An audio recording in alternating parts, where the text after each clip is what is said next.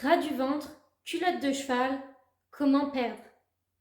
On va partir sur une petite vidéo qu'on m'a beaucoup demandé et qu'on me pose beaucoup en question quand je suis en coaching. C'est oh, s'il te plaît, Jen et tout, moi j'ai besoin là, tu vois, j'ai beaucoup de gras sur le ventre, j'aimerais bien perdre le gras du ventre ou j'aimerais bien perdre des fesses ou des hanches et la culotte de cheval, comment on fait pour perdre tout ça? Aujourd'hui, je vais vous parler de ça, je vais démystifier un petit peu tout ça. En attendant, je vous laisse vous abonner à la chaîne si ce n'est pas encore fait, mettre un petit pouce bleu à cette vidéo et bien sûr à vous remplir mon petit bilan personnalisé gratuit et anonyme.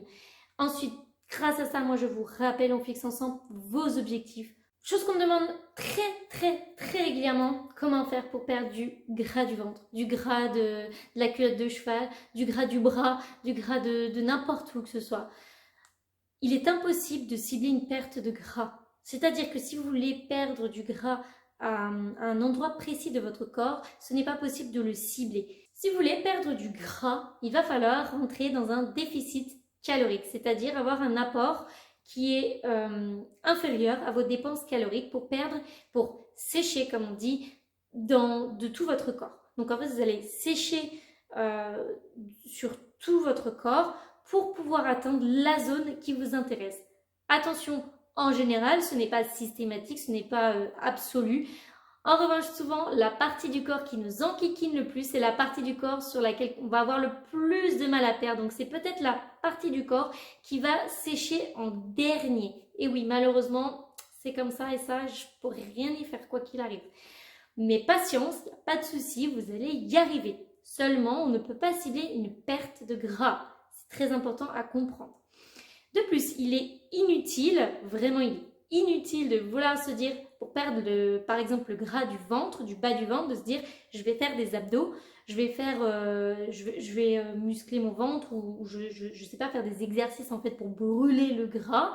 Vous allez voir beaucoup de vidéos sur YouTube notamment qui va vous dire comment brûler le gras du ventre, le gras des cuisses, de la culotte de cheval et tout ça.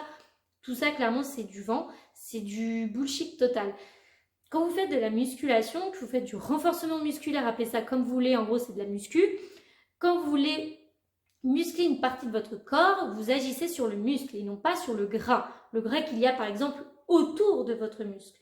La seule façon d'agir sur le gras autour de votre muscle, c'est d'agir sur votre alimentation et d'être en déficit calorique pour justement perdre ce gras.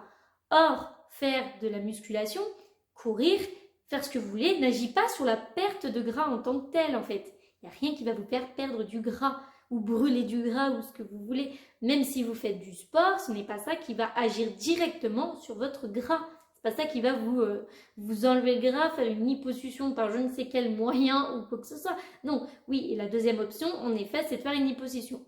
Mis à part ça, on ne peut pas agir sur une perte de gras ciblée. Comme je vous dis, il faut donc passer par un déficit calorique pour pouvoir perdre du gras sur tout le corps et donc assécher la partie qui vous intéresse pour après pouvoir faire les choses différemment. D'ailleurs, si c'est ton cas, je t'invite bien sûr à remplir ton petit bilan personnalisé qu'il y a dans la barre de description et ensemble nous verrons par quel chemin aller pour atteindre ces objectifs.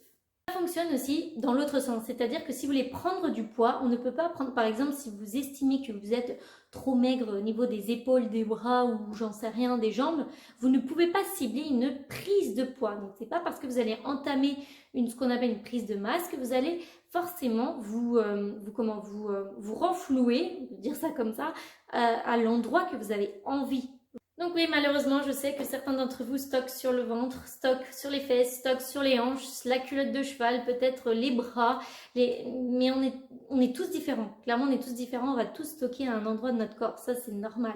C'est tout à fait normal parce qu'à un moment donné, à partir du moment où vous prenez du poids et par conséquent du gras, ça va stocker à un endroit et on est tous différents face à ça. Il y a des personnes vraiment qui vont stocker au niveau du ventre, au niveau des cuisses, des hanches, des fesses, de ce que vous voulez.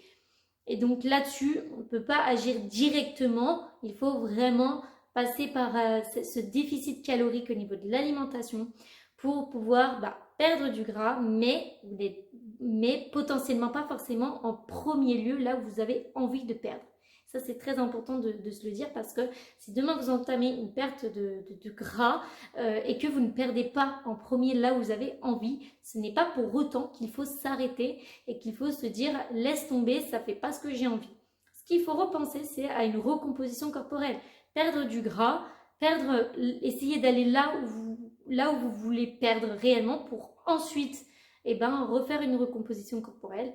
Et là, le mieux, c'est quand même de passer par un coach sportif pour pouvoir peut-être muscler certaines zones ou faire pratiquer un sport que vous aimez bien pour faire la recomposition corporelle, ou alors se faire suivre par un coach en nutrition pour savoir quels aliments privilégier dans ce cas-là.